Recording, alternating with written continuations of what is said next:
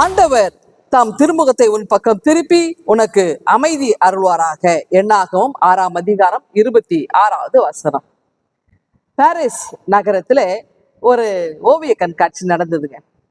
அந்த ஓவிய கண்காட்சியில நிறைய படங்கள்லாம் மாட்டியிருந்தாங்க. நமக்கு தெரியும் வெளிநாட்டவர்கள்லாம் வந்து இந்த பெயிண்டிங்ஸுக்கு இந்த ஓவியத்துக்கெல்லாம் ரொம்ப முக்கியத்துவம் கொடுப்பாங்க. ஏன்னா அதோட வேல்யூ அவங்களுக்கு தெரியும், நமக்கு தெரியாது. அப்போ என்ன செய்யறாரு, ஒருத்தர் ஒரு அழகான ஒரு ஓவியத்தை, பெரிய ஓவியத்தை மாட்டி வச்சுதார். ஆனா அந்த இடத்துல நிறைய பேர் கூடி நின்று பல விஷயங்களை வந்து குழப்பத்தோடு பேசிட்டு இருந்தாங்க. அப்படி அந்த ஓவியம் என்ன சொல்லுது அப்படின்னா, அந்த ஓவியத்தோட அந்த பலகையில 2ஆ பிரிச்சிருக்கிறார்.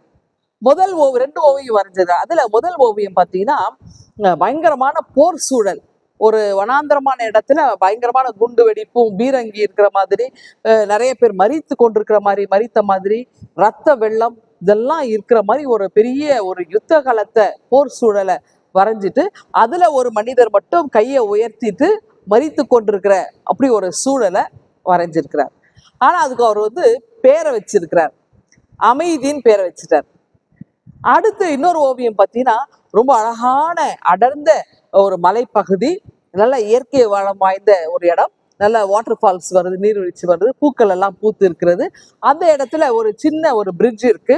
அந்த பாலத்து மேல ஒரு வாலிபன் வசனத்தோட கண்ணீரோட அங்க நின்று கொண்டிருக்கிற மாதிரி ஒரு படம் வரைஞ்சிருக்கிறார். ரொம்ப அழகா இருந்து தத்ரூபமா வரைஞ்சிதார்.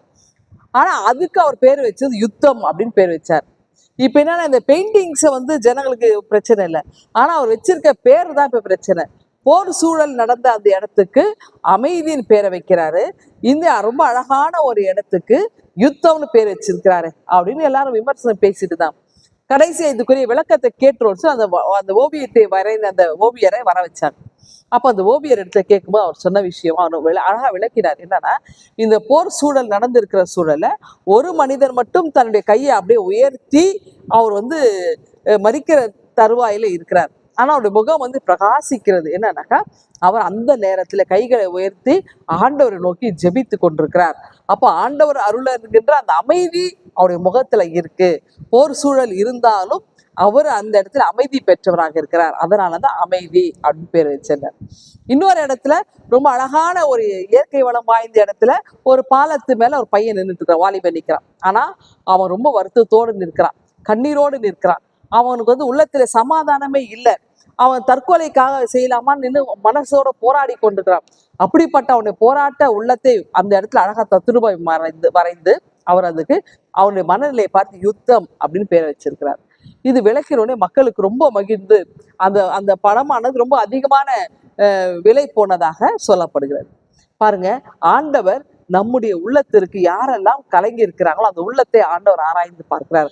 அமைதியற்ற சூழல் உள்ளவங்களுக்கு ஆண்டவர் அமைதியை கொடுக்கிறார். இன்னைக்கு ஆரோனுடைய ஆசீர்வாதத்தை நம்ம வாக்குத்தத்தமா கொடுத்துக்கிறார். அப்ப ஆண்டவர் நம்முடைய திருமுகத்தை நம்மேல் திருப்புகின்றார், அவருடைய பிரசனத்தால் நம்மை ஆட்கொள்கின்றார், நமக்கு சமாதானத்தின் வாழ்வை ஆண்டவர் வழங்குகிறார். அப்படிப்பட்ட ஆண்டவர் யாருடைய உள்ளமெல்லாம் இன்றைக்கு யுத்தத்துக்கு இணையாக போர்க்களத்தோடு இருக்கிறதோ, வேதனையோடு இருக்கிறதோ, குழப்பத்தில் இருக்கிறதோ, ஆண்டவர் உங்களுக்கு சமாதானத்தை இந்த நாளில் உங்களுக்கு அருளி செய்கிறார். இந்த மாதம் முழுவதும் நீங்க அழகாய் கடந்து வந்தீங்க. அதற்காக ஆண்டவருக்கு நீங்க நன்றி சொல்லி நீங்கள் உங்களுடைய சமாதானத்தோடு நீங்கள் இந்த நாளை உங்களுடைய காரியங்களை நீங்கள் புதுப்பீங்கள். கடவுள் உங்களை ஆசீர்வதிப்பாராக. ஆமென். எங்கள் அன்பின் ஆண்டவரே, இந்த நாள் எங்களுக்கு அமைதியின் வாழ்வை அருளை கிருபை தார். பிரேசை ஜெபிக்கிறோம் எங்கள் அன்பின் கடவுளை. ஆமென்.